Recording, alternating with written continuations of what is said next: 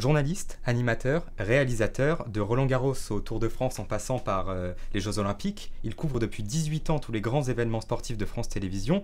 On le retrouve sur la terrasse de Roland-Garros jusqu'au 10 juin. Laurent Luat est avec nous, bonjour. Bonjour Tony. Merci à vous de nous recevoir à France Télévisions. Avec plaisir. Vous animez votre 16e saison de Roland-Garros. Vous n'êtes pas lassé? Je me pose toujours la question chaque année en me disant est-ce que ça va pas être l'année de trop, est-ce que je vais pas effectivement être lassé, puis finalement quand arrive le premier jour, le dimanche, que je retourne à Roland-Garros, je connais tous les recoins par cœur, mais en fait quand je suis sur la terrasse devant le court central, à chaque fois la magie opère. C'est-à-dire à chaque fois je suis heureux d'être là, je suis heureux d'être privilégié parce que être présentateur sur cette terrasse depuis si longtemps, c'est une chance inouïe. Je suis aux premières loges quand même pour voir les grands matchs et accueillir les plus grands joueurs. Donc non, pour l'instant, j'ai pas de lassitude. Le jour où j'en aurai, je pense que j'arrêterai. Et donc justement, chaque année, vous recevez tous les grands joueurs sur votre terrasse. Par exemple, au foot, on voit que les journalistes n'ont jamais des stars du foot. Comment vous faites pour recevoir ces stars du tennis ? Comme quoi, peut-être qu'elles sont plus simples, ces stars du tennis, que celles du foot. Parce que niveau notoriété, médiatisation, Rafael Nadal est aussi connu qu'un Ronaldo. Dans le monde entier, comme Federer. C'est vrai que d'avoir Federer, d'avoir Nadal, d'avoir Djokovic, d'avoir tous ces grands joueurs sur la terrasse tous les ans, c'est quand même fabuleux. C'est vrai que c'est comme d'avoir Ronaldo, Messi, des grands joueurs comme ça pendant la Coupe du Monde. Donc, en plus, ils sont super sympas, ils nous aiment bien. C'est vrai que maintenant, l'avantage, c'est qu'ils nous connaissent.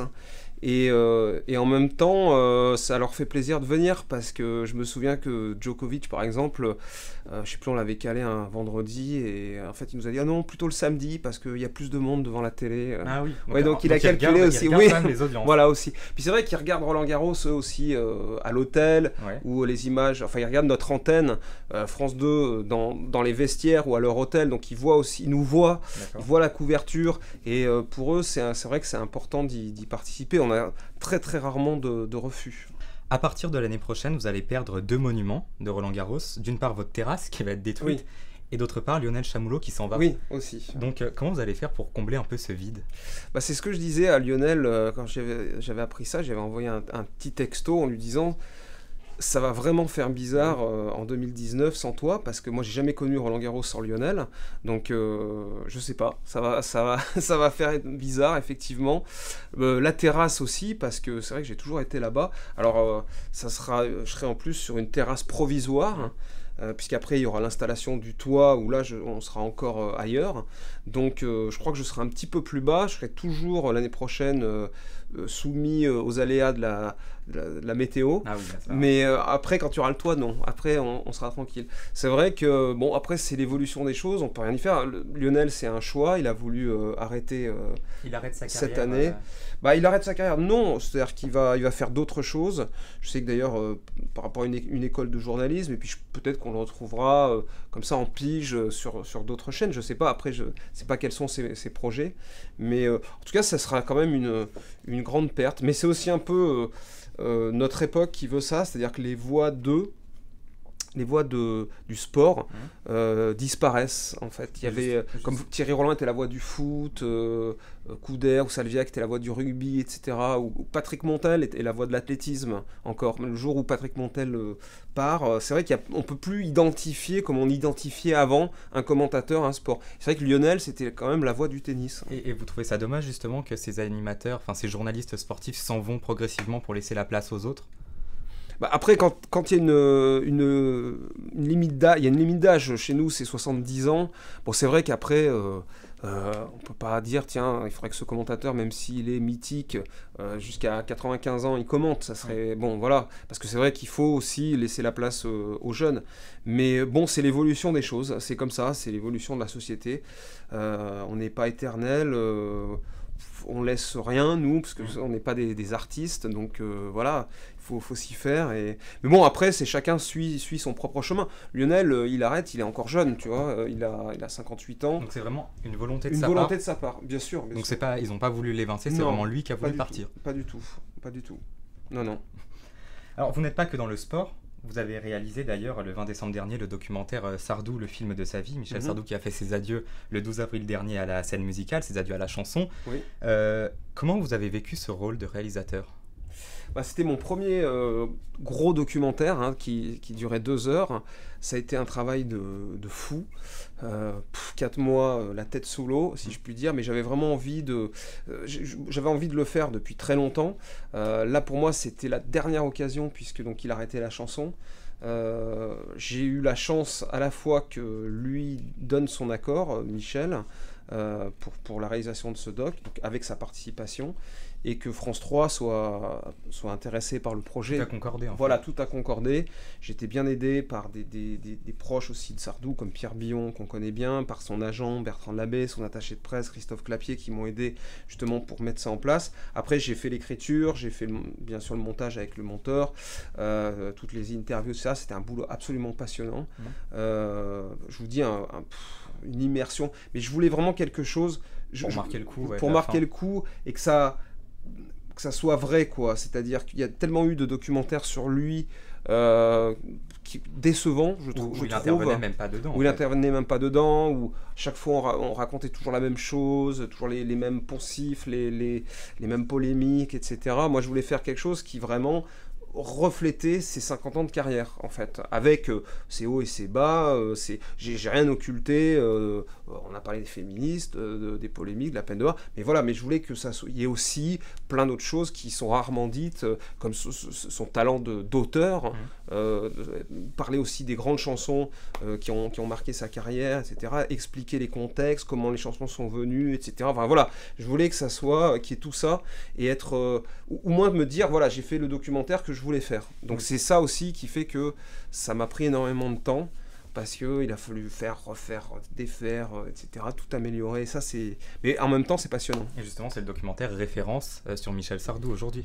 Bah, tant mieux si vous le dites. Hein. En tout cas c'est vrai que les fans, puisque j'ai eu la chance, je suis allé 3 ou 4 fois là, à la scène musicale, 3 fois. C'est vrai que tout le monde, on y était une fois à la scène musicale, on s'est dit bah tiens où est Laurent, on a vu où il y avait plein de gens qui prenaient des photos, ouais. Donc ça c'est vraiment... Mais les fans étaient, voilà, c'est vrai que j'ai eu beaucoup de remerciements, j'ai eu je sais pas combien, des milliers hein, sur les réseaux sociaux, de réactions sur ce doc, mais ils étaient contents, pas parce que voilà, c'était un documentaire qui était juste, je crois, sur lui. C'était pas une hagiographie, c'était pas un documentaire de fans, de groupies. Oui. C'est pas ça que je voulais faire. Mais ils ont vu que ma démarche était honnête par rapport à lui. Pas en tenant compte de choses qu'on dit, des on-dit, des préjugés, et surtout les etc. témoignages dedans, ça c'est vraiment... Bah oui. Mais ça, pour moi, c'est quand même essentiel parce que je trouve qu'un documentaire sur un artiste vivant, sans qu'il témoigne, je trouve que ça perd vraiment en force. Hein. Et vous n'avez pas envie justement d'en faire d'autres éventuellement ? Si, j'ai réfléchi à d'autres noms, mais c'est très compliqué par rapport aussi la carrière de Michel Sardou, donc pour faire un gros documentaire. Oui, alors c'est vrai que ces carrières-là, il n'y en a quand même pas des masses. Hein. Il y avait Johnny, évidemment, il y a peut-être Renaud aussi, mais Johnny, je pense sans prétention, s'il avait été encore là, je pense justement qu'il y aurait une chance. Hein. Il y aurait une chance. Je ne peux pas le garantir, mais j'y pensais. Et vous l'auriez fait après Michel Sardou Oui, après. Avec donc... la difficulté que Johnny, ce qui est encore plus difficile, c'est de résumer sa carrière en 2 heures. Ah bah oui. Parce que là, c'est tellement énormissime, il y a tellement de choses. Tellement de polémiques aussi. Ouais, pas que des polémiques, mais comme il a suivi les modes, il a changé de registre. Enfin voilà, puis il y a la vie privée, mais même si la vie privée, c'est pas ce qui m'intéresse le plus d'ailleurs dans ces documentaires. Hein. D'ailleurs, dans le Sardou, j'évoque très très peu la vie privée. Alors on l'a dit en début d'interview, vous êtes journaliste, animateur, réalisateur, et si vous deviez, pour le reste de votre carrière, faire un choix entre ces 3 métiers, vous feriez lequel, entre journaliste, animateur ou réalisateur ?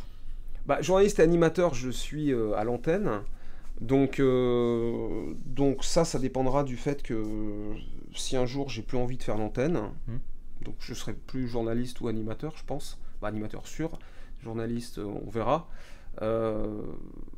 Réalisateur, c'est vrai que c'est quelque chose qui peut-être dans une dizaine d'années me branchera encore, parce que moi ce qui m'intéresse c'est surtout de faire des choses, de découvrir encore des choses, ce qui n'est pas évident après plein d'années. Je dis pas que j'ai tout tout vu, hein, mais j'ai eu la chance de faire plein de trucs. C'est pour ça que quand j'ai fait le Sardou, en 4 mois, j'ai appris énormément de choses sur le montage, sur la production, sur des choses qui n'étaient pas mon quotidien en fait. Moi c'est surtout du direct, etc.